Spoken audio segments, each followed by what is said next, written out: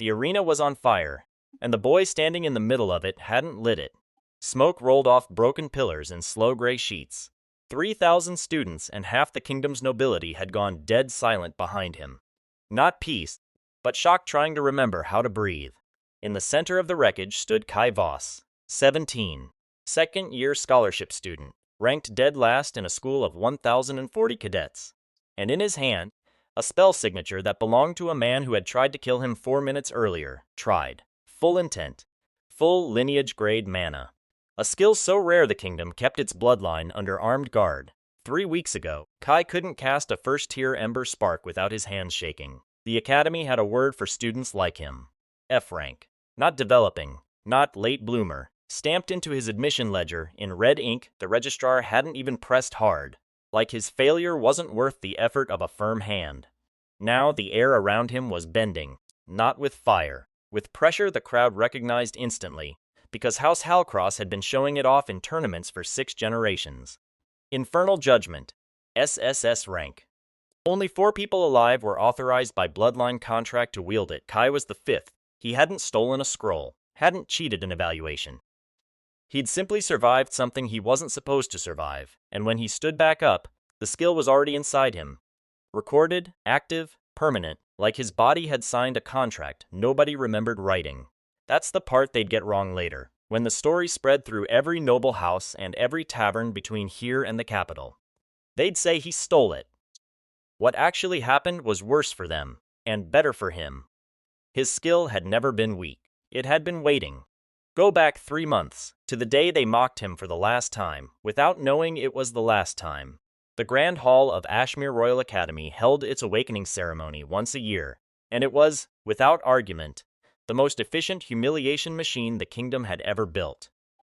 600 new cadets stood in rows by surname, while a ledger priest called them one by one to the obsidian dais, pressed their palm to the root stone, and read aloud whatever rank the stone decided to give them. Fire magic, blade arts, barrier casting, bloodline inheritance. The stone didn't lie, and it didn't apologize. Kai's surname put him near the end. 2 hours to stand in a crowd of tailored uniforms while his own sleeves, mended twice at the elbow, marked him before he opened his mouth.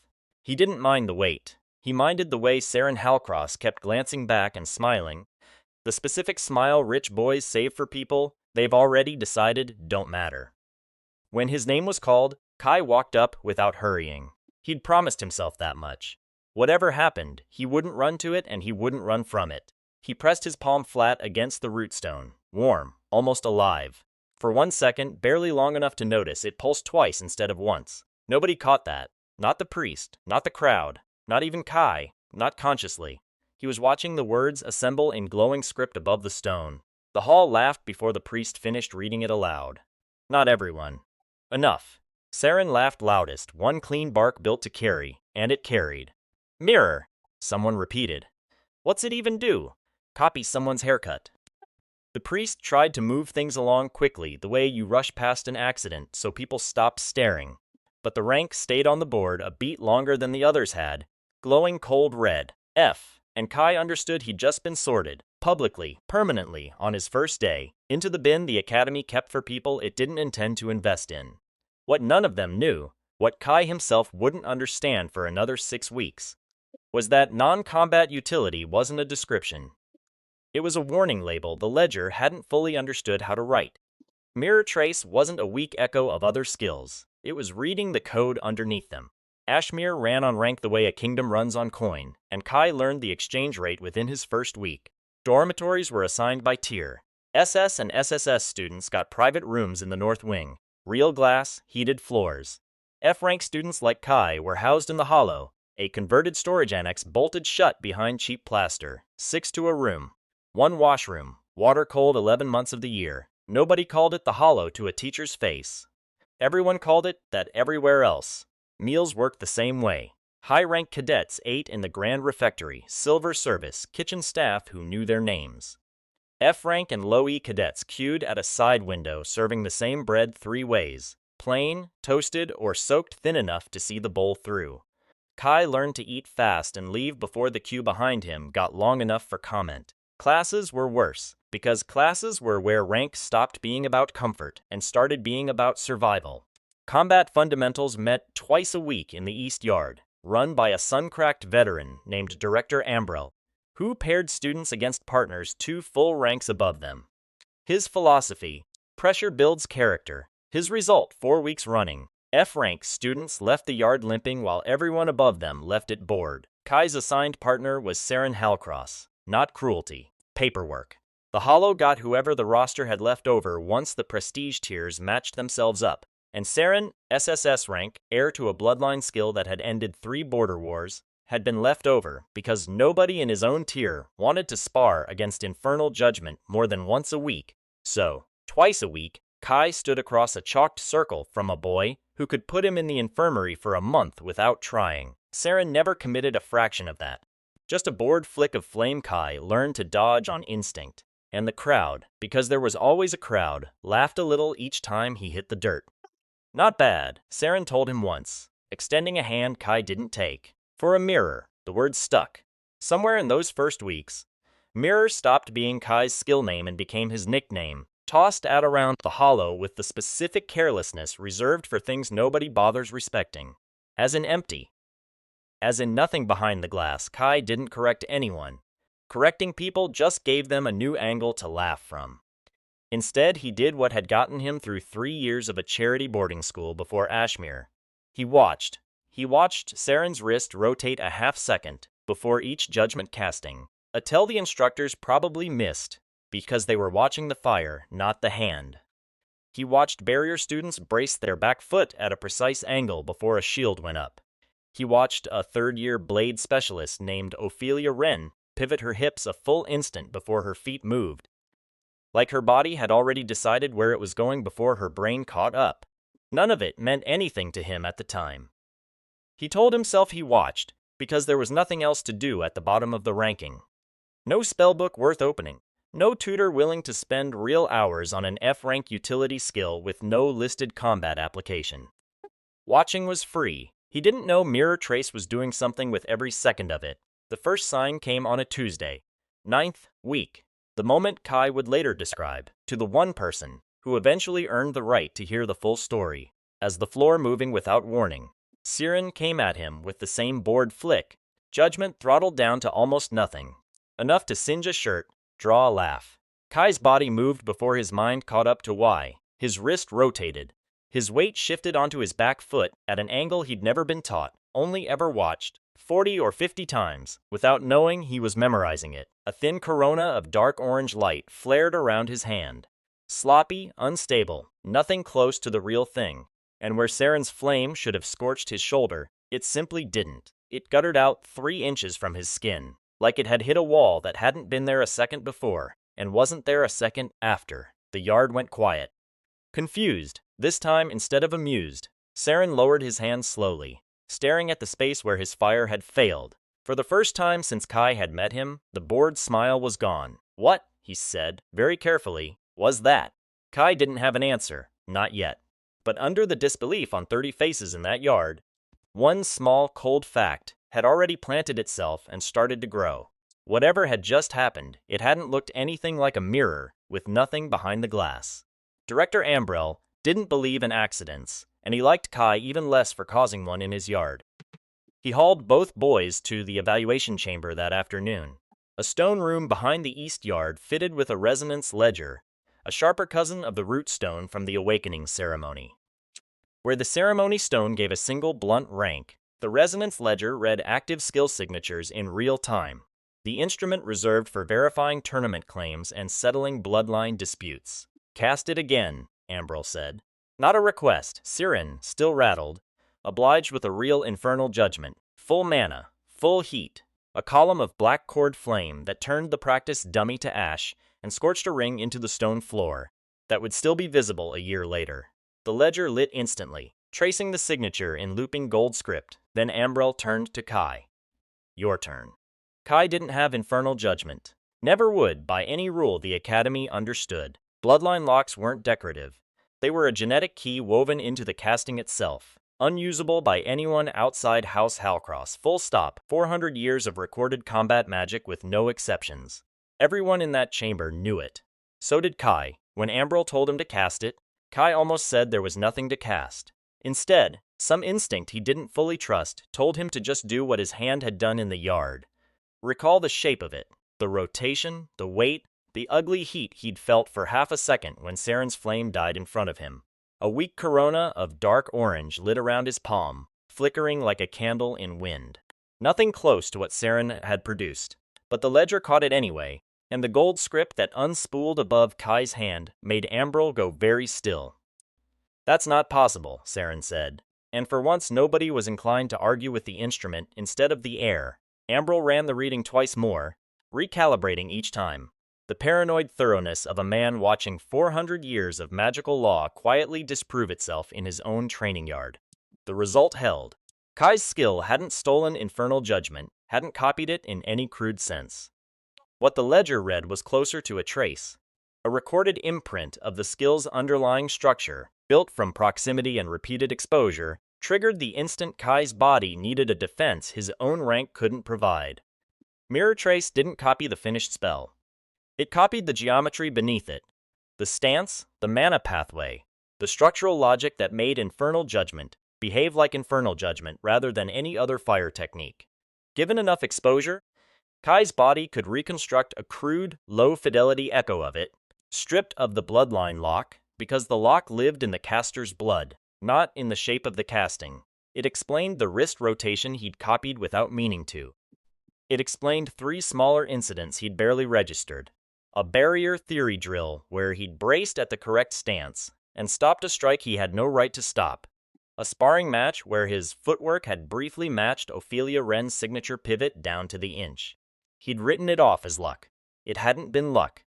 It had been Mirror Trace filing everything away, waiting for the moment his body needed it more than his pride needed an explanation. Ambrel sat down across from him, and for the first time since Kai arrived at Ashmere, an instructor looked at him like a problem worth solving instead of a statistic worth ignoring. "How long have you been watching people cast?" "Since the first week. I can't cast anything real. So I watch, and you remember it. All of it. I don't try to. It just stays."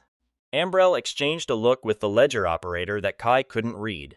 The look of 2 men realizing they were sitting across from something the Academy's ranking system had no category for.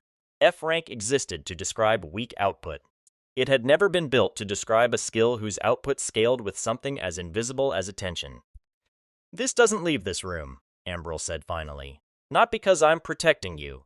Because I don't know what happens if it doesn't." He was right to worry, though not for the reason he thought. The danger wasn't people finding out what Kai's skill did. The danger was what happened once Kai understood it himself, because a boy who'd spent 2 years being told his attention was worthless had just learned it was the single most valuable thing in the entire academy, and no rank on the board could measure what he'd do with it once he stopped wasting it on flinching. Saren left the chamber first, saying nothing, jaw tight in a way that promised this wasn't over. He was right about that too, because the next skill Kai's body would need to survive didn't belong to Ashmere at all. Word doesn't leak in a place like Ashmere. It floods. Ambrel's silence lasted 4 days, 3 longer than expected, and it wasn't Ambrel who broke it. It was the ledger operator's assistant, a second-year clerk named Torvin, who liked coin more than he liked keeping secrets for instructors who didn't pay him. By week's end, the story had a shape everyone in the Hollow could repeat by heart. The F-rank mirror kid had bypassed a bloodline lock. Nobody outside that chamber knew the details. That didn't stop them inventing their own. Kai felt the change before he understood it. Fewer laughs in the hallway. More stares that lingered a half-second too long. Not mockery anymore, calculation. Being invisible had been humiliating. Being noticed came with its own weight, heavier than he'd budgeted for. The Academy's answer to an unverified rumor was, predictably, a public test. Every year, Ashmere ran the Autumn Proving in the Outer Coliseum, an exhibition where instructors selected students to demonstrate growth in front of nobility, sponsors, and, this year, 2 scouts from the Royal Order quietly evaluating candidates for the border garrisons. Under pressure from a dean who wanted the Halcross incident disproven or contained in front of witnesses who might report to the Crown, the exhibition got one new addition. Kai Voss, live, unscripted, against an opponent of the dean's choosing. Kai found out through a notice pinned to the hollow board, his name typed between two SS-Rank students like it belonged there by accident. No explanation. Just a time, a date, and mandatory, underlined twice. He went to Ambro's office that evening, and for once the director didn't dodge it. They want to see if it was real, Ambro said. Or if it was a fluke Saren's going to be embarrassed about for the rest of his life. Who's the opponent? Ambro's hesitation was answer enough. When he finally said the name, Kai understood exactly why the dean had chosen it. Not Saren, too compromised now, too personally invested to be trusted with a controlled demonstration. The Academy had reached outside its own roster entirely. Commander Reyes Dahl, Royal Order Field Officer. B rank on paper, meaningless, since field rank and Academy rank were different scales entirely. A B rank soldier who'd survived 4 border campaigns could flatten most SS rank cadets who'd never taken a real hit in their lives. Dahl's listed skill was Fracture Step, a close quarters technique built around impossible directional shifts, the kind that made grown soldiers twice his size lose track of where he actually was mid-fight. Kai had never seen Fracture Step cast. Not once. Mirror Trace needed exposure to build anything, and he was about to walk into a coliseum with a skill that had nothing to copy from. I can pull you out, Ambrel said. Tell the dean you're not ready. Kai thought about the hollow, the cold water, the bread 3 ways. 2 years sorted into a bin the Academy didn't intend to invest in, and the quiet math he'd been running every night since the training yard. Whatever Mirror Trace actually was, it had never once failed to give him something when the moment demanded it. Just never early, exactly when he needed it. No sooner. I'll be there, Kai said. The Coliseum held closer to 4,000 people than usual, the Mirror Rank oddity having done more to fill the stands than any scheduled match. Kai stood at the sand's edge in a borrowed uniform, his own too worn for a crowd this size, and watched Commander Dahl walk out from the opposite gate with the loose, unbothered gait of a man who never needed to warm up. Don't die, Dahl said, not unkindly. More like professional courtesy. The dean would be annoyed. The horn sounded. Dahl moved. He didn't run so much as unfold, closing 8 meters in a blink that didn't look like speed. It looked like the space itself had folded shorter. Kai threw himself sideways on pure guesswork, and it wasn't enough. Dahl was already behind him before his feet finished the dodge, a fist-closing distance for a strike Kai had no framework to predict. For 1 full second, Kai understood with total clarity that he was about to lose in front of 4,000 people and 2 Royal Order scouts, and Mirror Trace had nothing to give him, because he'd never seen this skill move before in his life. Except that wasn't quite true. He'd seen fragments of it, not from Dahl, but from 3 years of watching the fastest students in every yard he'd stood in, filing away footwork he'd never consciously studied, storing the physics of how a trained body redirects momentum mid-stride. Mirror Trace didn't need a complete copy of Fracture Step. It had spent 2 years building a library of how fast trained bodies move, and in the half-second before Dahl's fist connected, it reached into that library and handed Kai something new. Not a mimicry of Dahl's exact skill, but an improvised echo stitched from every fast-footed technique he'd ever watched. Crude, unstable, just barely enough. Kai's body twisted at an angle that shouldn't have been possible from his position. Dahl's fist grazed cloth instead of ribs. When Kai came out of the turn, off balance, disbelieving of his own limbs, Commander Dahl had gone very still, staring at him the way Saren had stared at the guttered flame 3 weeks earlier. That, Dahl said slowly, was not a Fracture Step counter. I've fought people who've studied it for years. They don't move like that. He was right. Kai hadn't countered the skill. He'd built something new out of everything he'd ever seen, in real time, under lethal pressure, and the crowd, silent for one held breath, had just watched an F-rank scholarship student do something with no name in any Academy textbook. Somewhere in the stands, a Royal Order scout was already writing something down that had nothing to do with Commander Dahl's performance review. Nobody at Ashmere fully agreed on what they'd seen in the Coliseum, which was, in its own way, the most dangerous outcome of all. The nobility called it a fluke, a boy who'd frozen and gotten desperate. The Royal Order scouts wrote something quieter into their reports. Language built not to be repeated, anomalous acquisition profile. Recommend continued observation. Commander Dahl told the dean flatly that what he'd fought wasn't luck, and flattening it into rumor would be a mistake the kingdom might regret. The dean thanked him and filed the report, somewhere it wouldn't be read again for months. Kai went back to the hollow that night to find his cot already moved. Not upgraded, moved. Someone in the housing office, unwilling to make a decision that might draw attention either way, had relocated him to a slightly larger room with slightly fewer roommates. Not respect. Uncertainty. And uncertainty, Kai was learning fast, was its own currency in a place like Ashmere. What mattered more happened quietly over the 6 weeks that followed, while nobody was watching closely enough to notice a pattern forming. Kai started attending drills he had no business attending. Not to participate. He still couldn't cast a first-tier Ember Spark on command, still had no offensive skill of his own beyond the crude Echo's mirror trace assembled under pressure. He went to watch. He sat at the edge of barrier theory sessions 2 ranks above his clearance, technically forbidden, tolerated only because nobody wanted to be the instructor, who turned away the boy the Royal Order had started asking about. He stood at the back of Blade Arts and watched Ophelia Wren's pivot 200 more times, cataloging weight distribution and mana flow, the precise gap between intention and casting. He didn't tell anyone what he was doing, because he wasn't entirely sure what it was building toward. He only knew that after the Coliseum, the 2-year habit of watching to survive boredom had become something closer to discipline, deliberate, hungry, in a way it had never been before. If Mirror Trace filed away everything he saw, then the obvious, terrifying conclusion was that he controlled the input even if he couldn't yet control the output.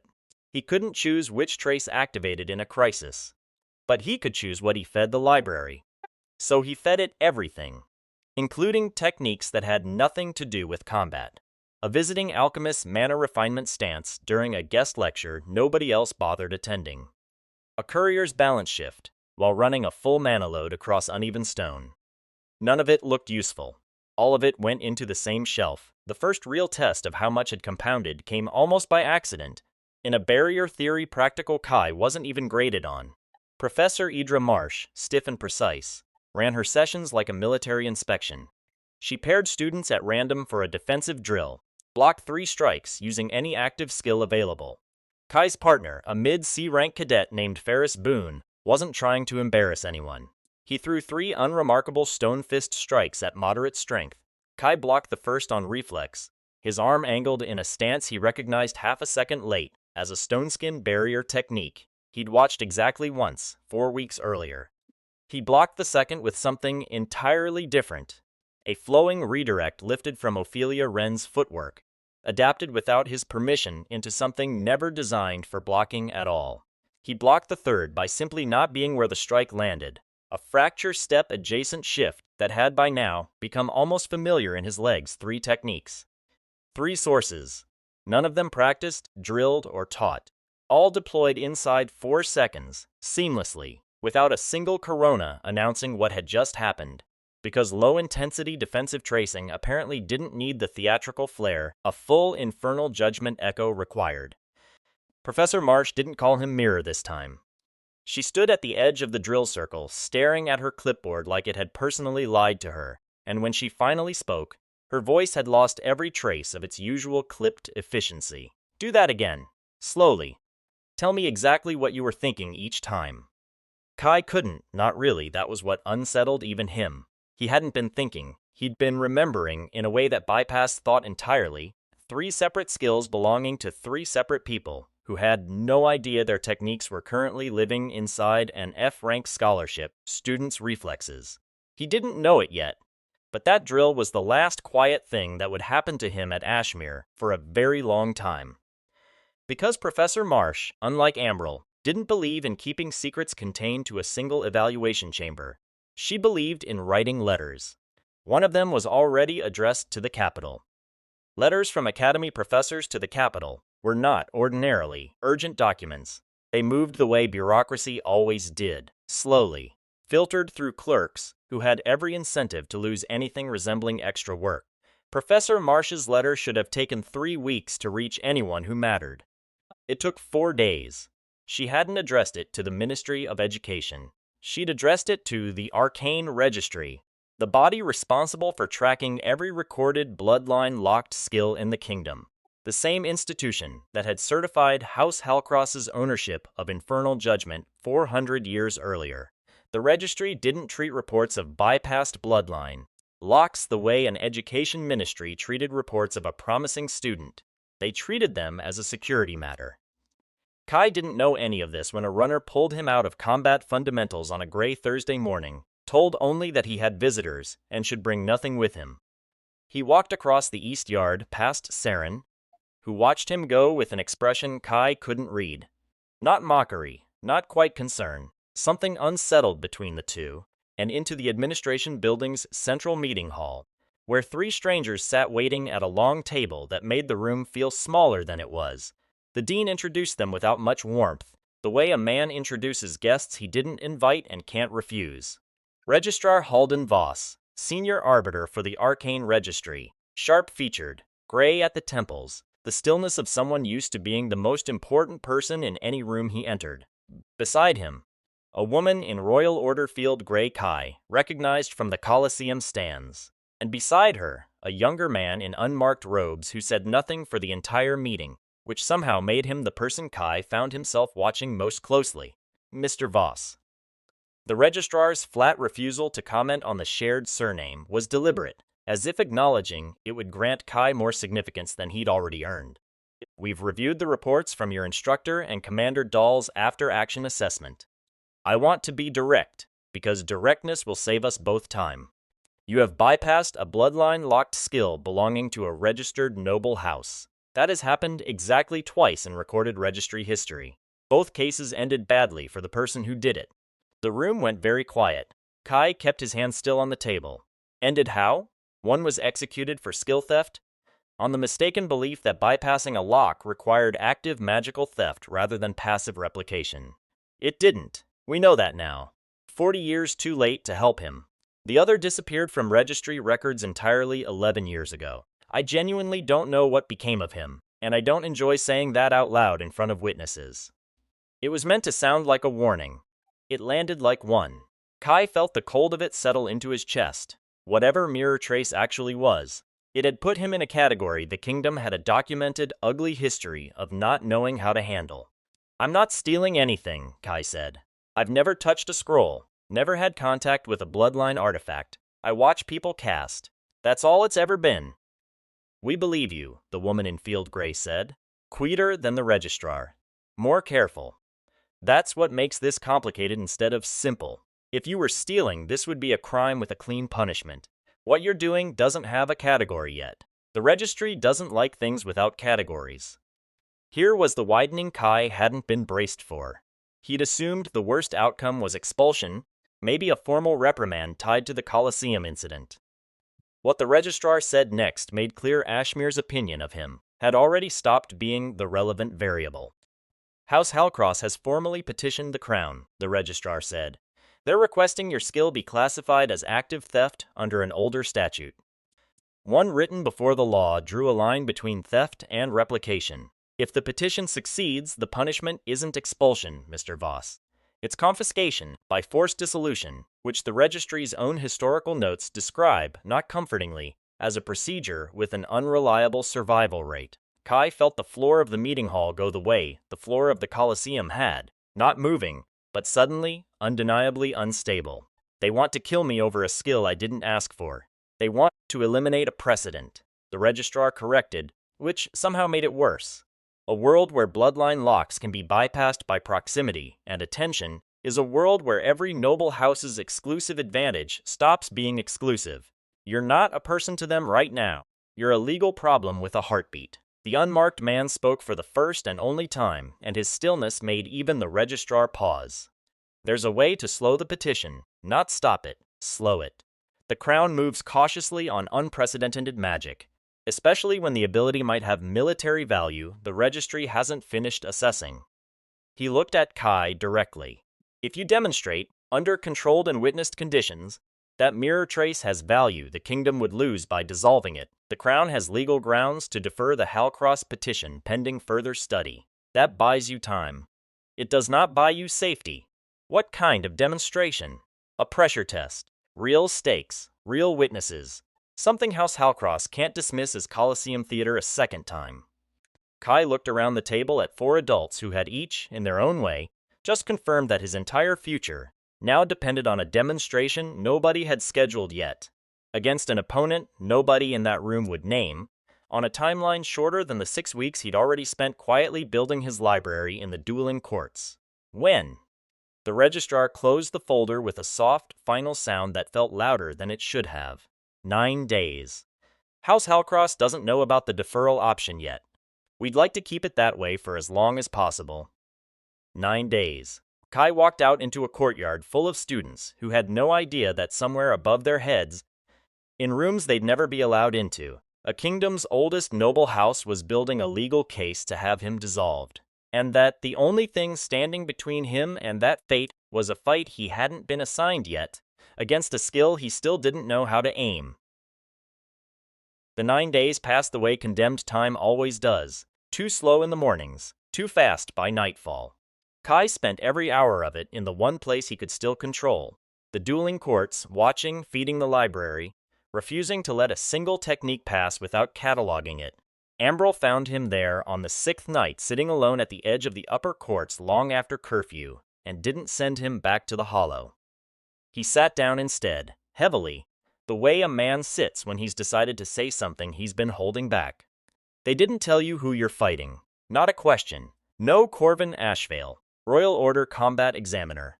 He doesn't fight students. He fights other examiners, twice a year in front of the crown to certify who's fit to lead border garrisons. Ambril's jaw tightened. 4 separate skill certifications, 2 of them S-rank. He's not a test, Kai. He's the hardest opponent this kingdom can put in a ring without declaring war on someone. Why him? Because House Halcross can't argue the result was rigged in your favor if the man beating you half to death works for the crown, not the registry. And because if you survive it, really survive it, nobody gets to call it a fluke a second time. Kai understood, sitting in the dark of that empty court, that the 9 days hadn't been given to him to prepare. They'd been given so the kingdom could watch what he did with pressure before deciding what he was worth. Long enough to see if he'd break. Short enough that he couldn't build anything resembling a real defense. He didn't sleep much that week. He watched instead. He counted seconds. The morning of the pressure test, the coliseum filled differently than it had for the proving. Fewer curious students, more gray robes and registry seals, faces Kai didn't recognize in reserved boxes that hadn't existed a month earlier. Saren stood near the front, arms crossed, jaw set in a way Kai still couldn't read. And in the highest box, half-shadowed, sat a man in Halcross colors Kai had never seen in person before. The head of the house itself, come to watch the crown decide whether the boy who'd embarrassed his son deserved to keep existing. Corvin Ashvale walked into the ring without ceremony. Older than Dahl. Built like a man who'd stopped needing to look dangerous because everyone already knew he was. No courtesy warning. Just a single nod. The acknowledgement one professional gives another before the only thing that matters starts. They tell me you build things out of what you watch, Ashvale said, so I'm going to give you a lot to watch. Try to keep up. The horn sounded. For the first 90 seconds, Kai understood exactly how outmatched he was. Ashvale didn't commit to a single technique. He cycled. A burst of wind lance pressure forcing Kai backward. A grounding technique rooting his own feet against a countershove Kai hadn't attempted. A feint so clean it wasn't really a feint, just Ashvale choosing not to finish a strike he could have finished. He was testing the library in real time, deliberately, cycling fast enough that no single technique stayed visible long enough for Mirror Trace to build a usable echo. Ashvale wasn't trying to beat him with power. He was proving, in front of every witness in that coliseum, that Mirror Trace had a hard ceiling, that it needed repetition, and against an opponent who refused to repeat anything, it produced nothing. For 90 seconds, the theory held. Kai took 2 solid hits, one to the ribs that bruised for 2 weeks, one to the shoulder that spun him half around. No corona, no trace. The crowd's murmur started curdling into something uncomfortably close to the laughter from the awakening ceremony. Then Ashvale made the one mistake his own certainty had built into him. He got bored of proving a point and started actually trying to end the fight. He committed to Riven Current, his signature S-rank technique, a water-based redirect that turned an opponent's own momentum into the force that broke them, and held the stance a full half-second longer than his feints had. because a real technique needed real structure. Half a second was all Mirror Trace had ever needed. It wasn't just ribbon current structure that lit up in Kai's mind, it was everything. 3 months of watching, compounded, cross-referenced. The wrist rotation from Infernal Judgment, Ophelia Wren's footwork, redirect logic cataloged from a dozen barrier casters. And now, folded into all of it, the water current physics Ashvale had just handed him by holding his stance a beat too long. Kai's body moved, and for the first time since the awakening ceremony, it didn't feel like borrowed motion. It felt assembled. A redirect that took Ashvale's own current and folded it back against the wrist that launched it. Crude, unstable, entirely unlike anything in any Academy textbook, because it wasn't ribbon current. It was something built from ribbon current, the way a new word gets built from old roots. Ashvale staggered, actually staggered, the first visible crack in his composure, and the coliseum went silent in a way that had nothing left in common with the mockery of 3 months earlier. Interesting, Ashvale said, resetting his footing. Not concern in his voice now. Recalculation. Let's see what else is in there. He came again, faster, no longer testing, actually fighting. And Kai understood with a clarity that felt almost peaceful, that the next 30 seconds would decide. In front of a House Lord, and a Registry Arbiter, and everyone who'd ever called him a mirror with nothing behind the glass. Whether he walked out of that ring a precedent worth protecting or a problem. The Crown quietly let House Halcross solve. The next 30 seconds didn't feel like 30 seconds. They felt like 3 months compressed into something. Kai's body understood faster than his mind could narrate it. Ashvale came in with everything now. No more cycling for show. He chained ribbon current into a secondary S-rank technique Kai had never heard named. Something that turned the sand beneath their feet into a rolling, unstable surface, built to break an opponent's footing before the real strike landed. Against any other student in that coliseum, it would have worked, but Kai wasn't standing on unfamiliar ground. He was standing on 3 months of Ophelia Wren's footwork, the hip-first pivot she used to redistribute weight before her feet caught up, and when the sand shifted, his body found the pivot on pure reflex, turning destabilization into a turn instead of a fall.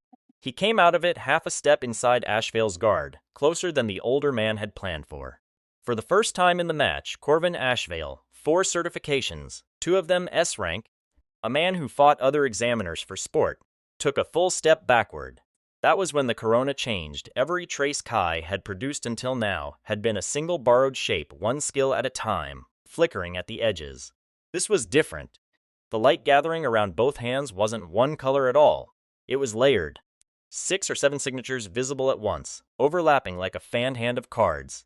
Each one a fragment he'd watched and filed without ever choosing to combine them on purpose. The resonance ledger at the ring's edge, brought in specifically for this test, monitored live by the Registry Arbiter, began producing gold script faster than the operator could read it aloud. Infernal Judgment, Ribbon Current, a stoneskin barrier technique from a guest lecture 6 weeks earlier. Ophelia Wren's blade footwork, tagged now under her own registered name because the ledger had learned to recognize it. One fragment flagged only as unclassified. Saxo Noon, a piece of Commander Dahl's fracture step, still living quietly in Kai's reflexes from 3 months earlier. Mirror Trace didn't have a ceiling built from repetition. It had a ceiling built from volume, and volume was the one thing Kai had been accumulating, quietly, obsessively, every free hour for 3 straight months, while everyone around him assumed he was simply too weak to be worth watching. He hadn't unlocked a new tier of power in that ring. He'd finally been handed a threat large enough, layered enough, prolonged enough to force his library to draw from more than one shelf at once. Ashvale understood what he was looking at a half-second before anyone else in the Coliseum did, and the recalculation on his face turned into something closer to alarm. Stand down. Not to Kai, to himself, testing the words, like a man checking whether pulling back was even still an option. This isn't a certification match anymore. Too late to matter. Kai's body, running on 3 months of compounded instinct, closed the gap. Ashvale's step backward had opened. The corona resolved, in the last instant before contact, into something that wasn't any single technique he'd ever watched. A redirect built on ribbon current's water logic, braced by the stoneskin barrier's structural weight, launched off Ophelia Wren's pivot. finished with the exact wrist rotation that had first betrayed infernal judgment's shape to him, 3 months and a lifetime ago, in a training yard that felt like it belonged to someone else now. It didn't hit Ashvale like a strike. It hit him like a wall assembled in real time out of everything he'd spent his career teaching other people to fear. Ashvale went down. Dramatically. A controlled, professional fall, the kind of man who'd trained his body to absorb defeat without injury, even when he clearly hadn't expected one. He stayed down 3 full seconds, staring at the coliseum roof, and when he finally spoke, his voice carried to every silent row in the stadium. He didn't copy a skill, loud enough for the Registry arbiter's box to hear clearly. He built one, out of every skill he's ever seen. That's not replication, that's synthesis. The word hit the Coliseum like a second horn blast. Synthesis, not theft, not a passive echo. A category the arcane Registry's 400-year-old statutes had never needed a name for, because nobody in recorded history had demonstrated it happening in a living person before. Kai stood in the center of the ring, breathing hard, the corona fading from his hands, and looked up at the shadowed box, where the head of House Hal Cross had gone completely still.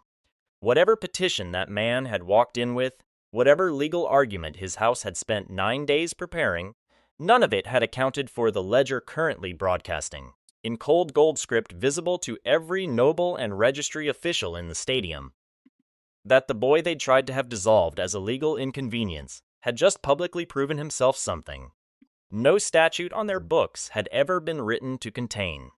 The Registry arbiter rose from his box without a word and began walking toward the ring. Watching him come, Kai understood the next few minutes would decide considerably more than whether House Halcross's petition survived the afternoon. By the time Registrar Voss reached the center of the ring, the Coliseum had stopped being a Coliseum. It had become a courtroom nobody had built a bench for, clear a formal record, not to Kai, to the ledger operator pitched to carry. Everything the Resonance Ledger captured goes into the Registry archive today under seal, cross-witnessed by the Crown's examiner. He looked at Ashvale, still catching his breath. Commander, for the record, was that a replicated skill you just took, or a novel one? Ashvale didn't hesitate. Kai would remember for years the deliberate weight the man put into his answer, the way a professional witness chooses words that survive being repeated in rooms he'll never enter. Novel. I've taken Riven current counters my whole career. That wasn't one. That was something new, built out of parts I recognized and one I didn't. Put whatever name on it the Registry wants. I know what I felt. It should have ended there, cleanly, in Kai's favor. It didn't, because House Halcross hadn't protected a bloodline monopoly for 400 years by accepting the first unfavorable ruling in a public coliseum. The House Lord descended from his box himself. Rare enough that a ripple went through the stadium as people twisted to watch him cross the sand. Tall, controlled, his resemblance to Saren unmistakable in the set of his jaw, though none of Saren's occasional uncertainty had survived into the father. He addressed the registrar, not Kai, his voice carrying the practiced calm of a man used to bending institutions rather than fighting them. Synthesis or replication, the word doesn't change the substance. That boy's skill drew on infernal judgment's structure to build whatever that was. My house's bloodline lock exists specifically to prevent our techniques from being usable by anyone outside our line, in any form, direct or derivative. If the law doesn't have a word for what he did, the law should be updated today, not used as a loophole to protect him. A genuinely dangerous argument, Kai had to admit, not because it was right, but because it was the kind institutions found comfortable agreeing with, since agreeing required no one to admit they'd misunderstood a threat for 400 years. He watched the registrar's face and caught, for one uncomfortable second, real hesitation there. It was the woman in Royal Order Grey who broke the silence. With respect, my lord, the Order has a competing interest that needs weighing before anyone reaches for a new statute this afternoon. She turned to the registrar. This ability just demonstrated, in a live combat certification, the capacity to counter an S-rank technique it had never encountered before that exact exchange. The border garrisons have been requesting reinforcement against exactly this kind of unpredictability for 2 years. If the Crown dissolves this ability today, because one noble house finds it inconvenient, the Order will formally record its objection, And that objection will not stay as quiet as 11 years of registry silence on precedent has. Kai stood in the sand, still bleeding faintly above one eyebrow, listening to 4 separate authorities argue over what he was worth, as though he were contested territory rather than a person standing 3 meters away. The registrar raised a hand, and something in the gesture finally silenced the ring. The petition is deferred, pending a full registry classification hearing, scheduled within the month. During that period, the subject, Kai felt the word land, cold, and clinical, a reminder of how thin the ground under him still was, remains under order protective observation, not house jurisdiction. That is not a ruling in anyone's favor. It's a delay. I'd advise every party in this ring to treat it as exactly that, not victory. Kai understood that even as relief loosened something tight in his chest for the first time in 9 days. A stay of execution with a deadline attached, and everyone walking out of that coliseum knew it, House Halcross most of all. Judging by the look the Lord gave Kai before turning to leave, the public fallout moved faster than the legal one. By nightfall, every tavern within a day's ride had a version of the story, most of them wrong in some dramatic way. The boy who beat a royal order examiner, the mirror skill that swallowed an SSS technique whole. The academy split visibly down the middle, half the student body treating Kai like a minor legend overnight, Saren's circle treating him like exactly the kind of unpredictable variable that got people quietly removed from institutions once the paperwork caught up. Kai walked back to his dormitory with 2 Royal Order escorts trailing at a polite, deliberate distance, ostensibly protective, plainly also a form of custody, and understood the mockery he'd absorbed for 2 years had just been replaced by something that watched him just as closely and trusted him considerably less. Saren found him at the edge of the east yard before curfew, alone, his usual composure visibly cracked. My father's going to keep pushing. The classification hearing isn't going to be the end of this. You understand that? I figured. Saren studied him for a long moment, something unreadable working behind his eyes. For what it's worth, I didn't ask him to petition. Watching you counter my own skill in that yard 3 months ago was the first time anyone at this academy ever surprised me. I didn't like how that felt. I'm still not sure I like it. But I didn't want you dead over it. He left before Kai could answer. Kai stood alone in the yard where this had all started, staring up at a sky unchanged in 3 months, while everything underneath it had shifted, and understood the classification hearing waiting at the end of the month wouldn't be a formality. It would be the real test, and this time House Halcross wouldn't be sending an opponent into a ring. They'd be sending lawyers into a courtroom built to decide, with 400 years of precedent behind it, whether Kai Voss was allowed to keep existing as himself. The classification hearing didn't happen in a coliseum.